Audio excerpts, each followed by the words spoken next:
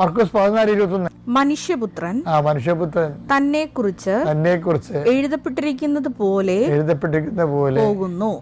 എന്നാൽ മനുഷ്യപുത്രനെ ഒറ്റിക്കൊടുക്കുന്നവന് ദുരിതം ജനിക്കാതിരുന്നെങ്കിൽ അവന് നന്നായിരുന്നു. ജനിക്കാതിരുന്നെങ്കിൽ അവന് ആത്മഹത്യ ചെയ്യേണ്ടി വരത്തില്ലായിരുന്നു എന്നുള്ള അർത്ഥമുണ്ട് അതിൻ്റെ അകത്ത്. കാര്യം ആത്മഹത്യ ചെയ്യണമെന്ന് ഈശോയ്ക്ക് അറിയാമല്ല. അവൻ ജനിക്കാതിരുന്നെങ്കിൽ അവന് ആത്മഹത്യ ചെയ്യേണ്ടി വരുമായിരുന്നില്ല. അതാണ് ഈശോ ഉദ്ദേശിക്കുന്നത്. ചെയ്യാനുള്ളതെന്ന് പറഞ്ഞു കഴിഞ്ഞാൽ അതേസമയം തന്നെ എന്തുമാകാം അതിൻ്റെ അകത്ത്.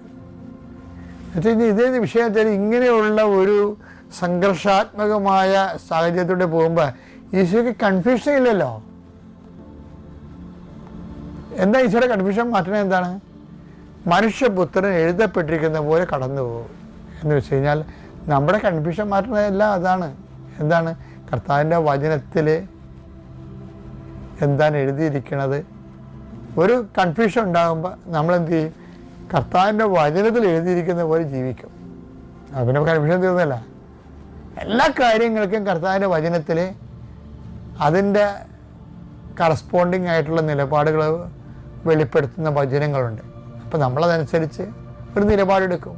2 കൊരിന്ത്യർ 4:14 കർത്താവായ യേശുവിനെ ഉയർപ്പിച്ചവൻ, കർത്താവായ യേശുക്രിസ്തുവിനെ ഉയർപ്പിച്ചവൻ യേശുവിനോട് കൂടെ ഞങ്ങളെയും ഉയർപ്പിക്കുമെന്ന് നിങ്ങളോടൊപ്പം അവിടുത്തെ സന്നിധിയിൽ കൊണ്ടുവരുമെന്നും ഞങ്ങൾ അറിയുന്നു.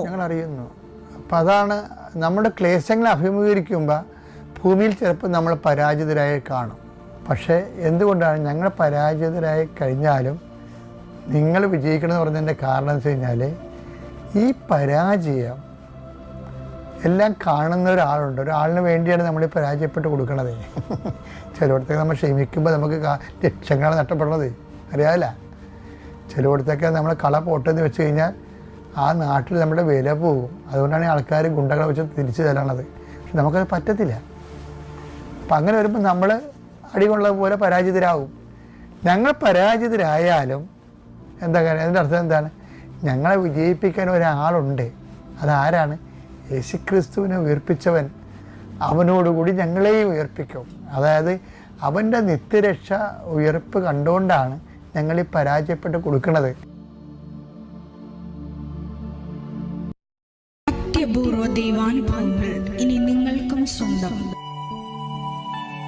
ഈ യൂട്യൂബ് ചാനൽ ഇതുവരെ സബ്സ്ക്രൈബ് ചെയ്തിട്ടില്ലെങ്കിൽ ഇപ്പോൾ തന്നെ സബ്സ്ക്രൈബ് ചെയ്യുക.